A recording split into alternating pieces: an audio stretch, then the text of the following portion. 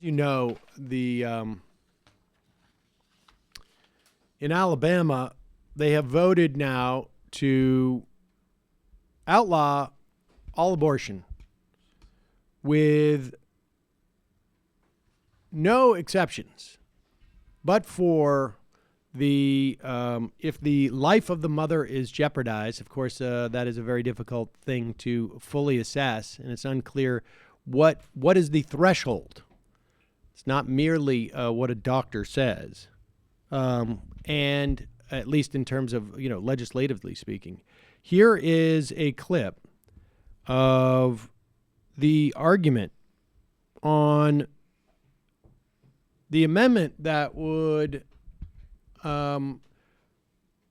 make an exception on this full ban on abortion in Alabama for rape and incest. Do you know what it's like to be raped? No, ma'am, I don't. Do you know what it's like to have a relative commit incest on you? On me, no, ma'am. Why would you not want a woman to at least have that exception for such a horrific act? Because I believe that when that unborn child becomes a person, and we need legal guidance on when that is. But that's not your business. That is not your business. You don't have to raise that child. You don't have to carry that child. You don't have to provide for that child. You don't have to do anything for that child. But yet, you want to make the decision for that woman that that's what she has to do. I want to make the decision for that child. There she goes.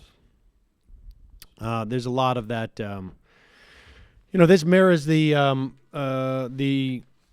fight in South Carolina as they are arguing their abortion ban bill. There was a Republican woman, Nancy Mace, who gave a speech about 2 or 3 weeks ago, persuading the House to allow exceptions for rape and incest. In their proposed 6-week so-called fetal heartbeat abortion ban. She ended up getting left a card by a fellow lawmaker that said, "It's twisted logic that would kill the unborn child for the misdeed of the parent." Speaking of the rapist committing the misdeed.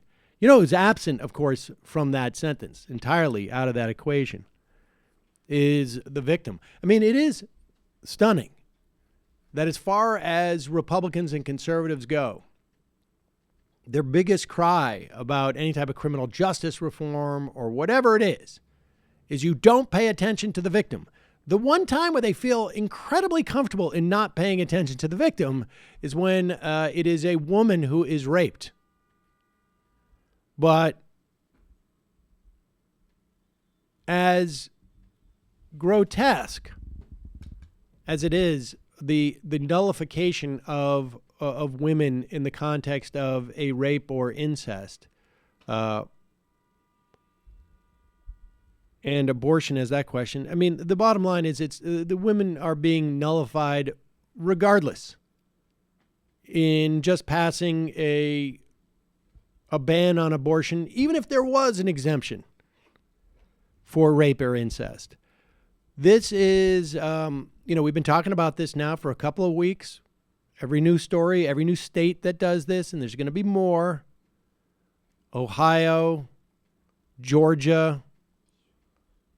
Now we have Alabama, soon South Carolina. There's going to be, by the time we're done, in a couple of months, there's going to be probably about 12. Maybe there'll be more. There certainly will be more. We also get this the other day in the Supreme Court in a completely unrelated case, a roadmap by the 5 conservatives on how you simply ignore the concept of staridisis.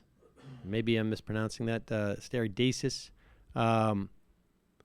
which is basically respect for precedent. So they're basically providing a roadmap for overturning Roe v. Wade, but we don't know if they're going to do it that way or some other more genteel way, but this is what we're looking at. And this is the reality.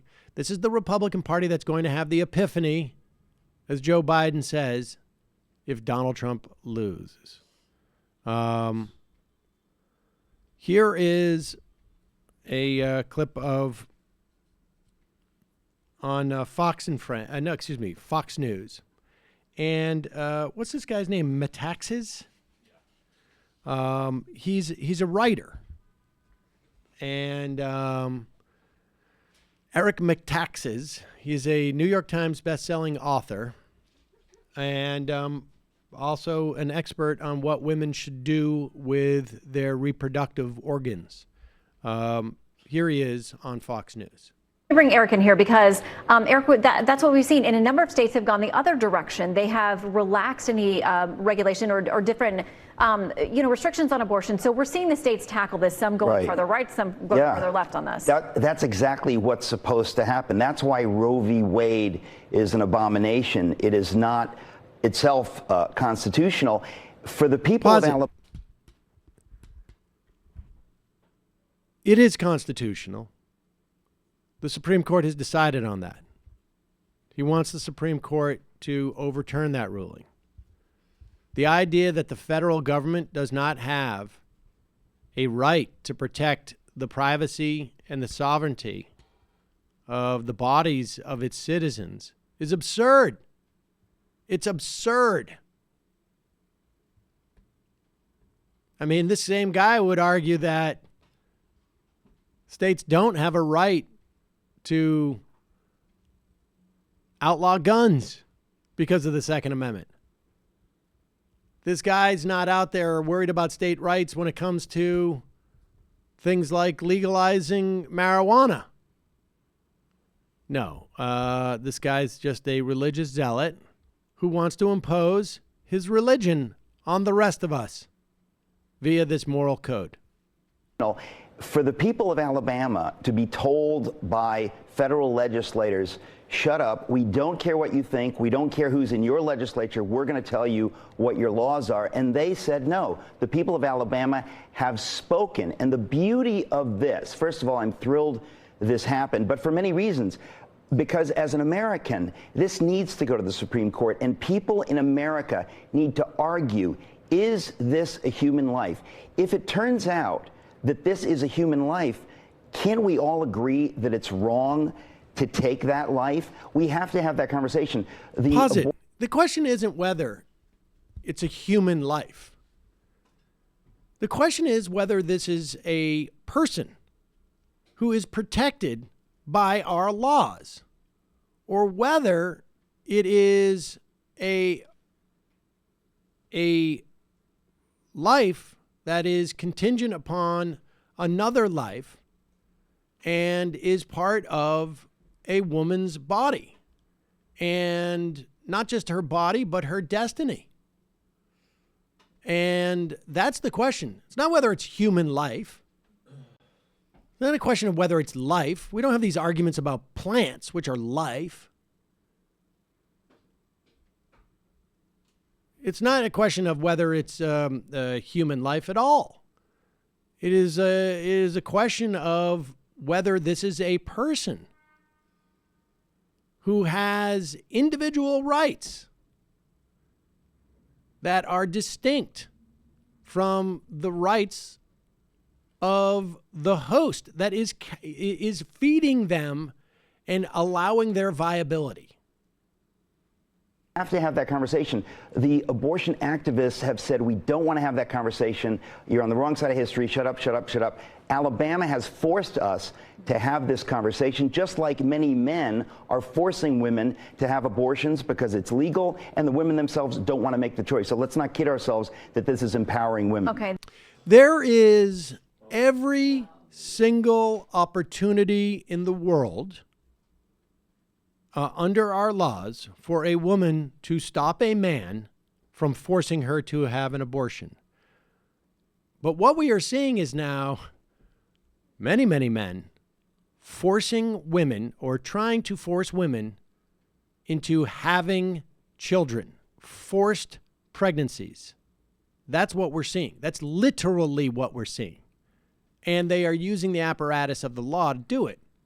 Whereas to the extent that what this guy is claiming is true, and I don't know that it is true, if there's any men who are forcing women to have abortions, there is recourse for that.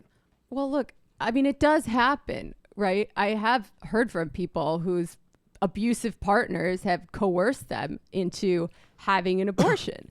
But the answer to that, and if he really cared about women's agency, is to take steps to give women more power over their own lives, right? So socialized medicine, education, childcare, things of that nature. And I'm pretty sure he doesn't support those things. So this is where we're at. And I don't know. I wonder how Joe Biden explains this away. I'd be very, Folks, very, very after the interested. election's over, this guy's not going to be on Fox talking about stripping away women's basic autonomy. When Donald Trump leaves, he leaves, or it becomes a different person. Besides, I met him once at a restaurant in downtown Manhattan. I don't remember the name of it to button this joke, but he was very nice to me there.